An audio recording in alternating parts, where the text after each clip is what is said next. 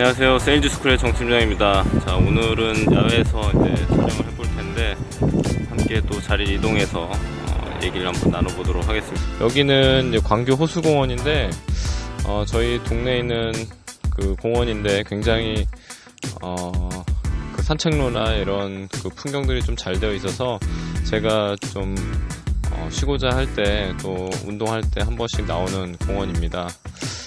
여러분들도 시간 되시면 한 번씩 놀러 오셔서 경치 구경하시고 감상하시면 좋을 것 같습니다. 제가 오늘은 이제 여러분들께 이제 말씀드리고 싶은 것은 세일즈 화법 중에 가장 어려워하는 부분들이 고객들이 이제 거절을 했을 때 그 거절을 어떻게 처리해야 될지에 대한 부분들을 많은 CFC님들이 좀 모르고 계시는 것 같아요. 그래서 그 거절에 대한 부분들을 어떻게 잘 넘어갈 수 있는지 그 핵심 포인트 두 가지에 대해서 제가 말씀을 드리려고 하는데 이것에 대해서 관심이 있으시다면 채널 고정하시고 잠시 후에 찾아뵙도록 하겠습니다.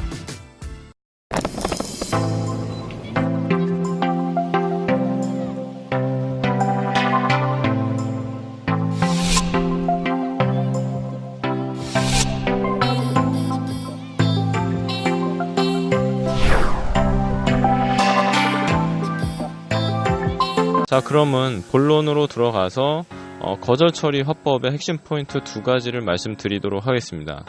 첫 번째는 yes but 화법을 적절하게 잘 이용하라입니다.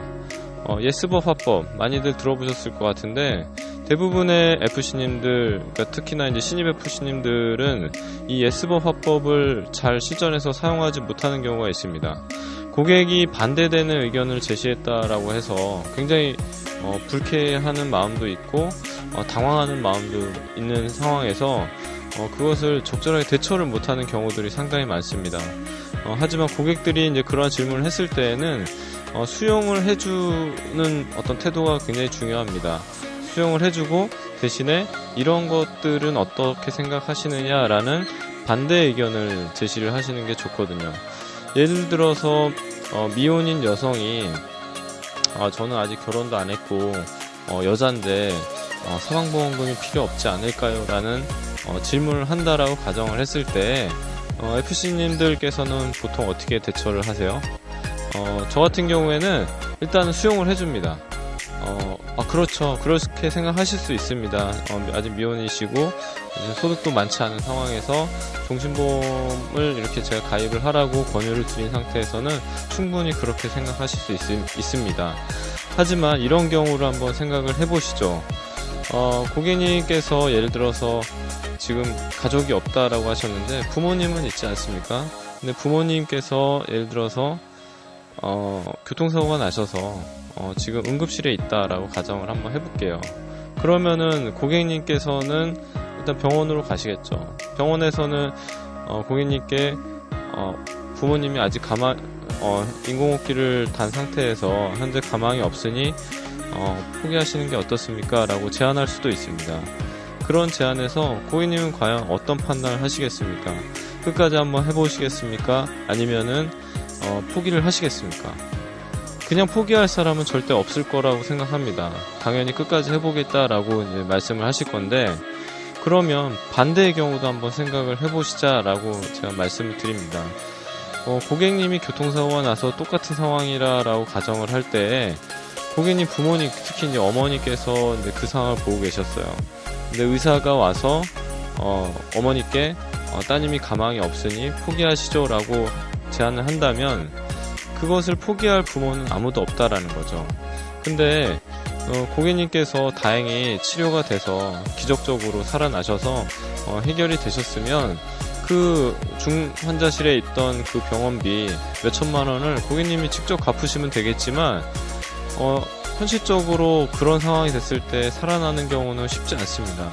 그럼 만약에 돌아가셨다라고 가정을 하면 그 비싼 병원비를 과연 부모님께서 어떻게 감당하시겠냐 한번 생각을 해보신 적이 있습니까? 라는 거를 반대되는 사례로 제가 이제 대응을 하는 어떤 그런 화법들이 있습니다. 그렇다라고 하면은 대부분의 미혼 고객들이라 하더라도 한 번쯤은 생각을 해보게 되고 본인뿐 본인을 위해서가 아니라 부모님, 가족들을 위해서 적절한 사망보험금 필요하겠구나라고 생각을 하고 가입을 진행하는 경우가 많이 있었습니다. 자, 두 번째 핵심 포인트는 공격을 공격으로 대응해라 라는 부분입니다. 많은 FC님들이 공격적인 질문을 받았을 때 그것을 방어하려고 노력을 한다면 또 다른 공격이 오게 되고 그 공격을 계속해서 받다 보면 결국에는 거절로 이어지게 됩니다. 근데 많은 FC님들께서 예전에 이제 스타크래프트라는 게임을 한번 해보셨을 것 같습니다. 저도 스타크래프트를 대학교 때 많이 했었는데 스타크래프트를 해보신 분들은 아시겠지만 상대방이 지상전으로 공격이 쳐들어왔을 때 그것을 계속해서 방어하려고만 노력을 한다면 저는 점점 더 저희 진영은 쇠락하게 되고 결국에는 이제 패배로 이어지게 됩니다. 근데 이런 경우에서 상대방이 공격이 쳐들어왔을 때 이것을 후퇴시키는 방법이 있습니다. 바로 공중전으로 쳐들어가는 것입니다. 적절한 수비를 지상전에 수비를 하면서 공중전으로 공격을 한다면 많은 유저들은 자기가 공격했던 그 지상군들을 철수하게 되는 상황이 되는 거죠. 마찬가지로 고객도 똑같은 것 같습니다. 고객들이 예를 들어서 지금까지 납입한 보험료가 있는데 이것을 FC님 제안을 듣고 해지를 한다면 금전적 손실이 있지 않습니까? 그래서 제가 할 수가 없습니다 라고 하는 거절들이 상당히 있습니다. 이런 경우에 FC님들께서 당황하시면서 그렇죠, 그럼 어쩔 수가 없겠네요 라고 수용하는 것보다 그러면 반대의 경우를 한번 생각을 해보겠습니다. 고객님께서 지금 보험료 200만 300만원에 지금 해지환급금 손실로 인해서 이거 결정을 못 하신다라고 했는데 그러면 예를 들어서 내후년에 암이 걸린다라고 가정을 해볼게요. 그러면 고객님께서는 손실이 아니라 그 고객님께서는 그 진단금으로 인해서 진단금을 못 받는 거, 그 다음에 현재 진단금이 작은 것으로 인해서 어마어마한 손실을 보게 됩니다. 이런 부분들을 고민 한번 해보신 적이 있으시냐?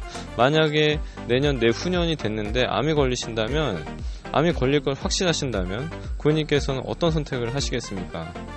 이러한 질문들이 고객들로 하여금 다시 한번 생각해 보게 되는 계기가 됩니다. 그래서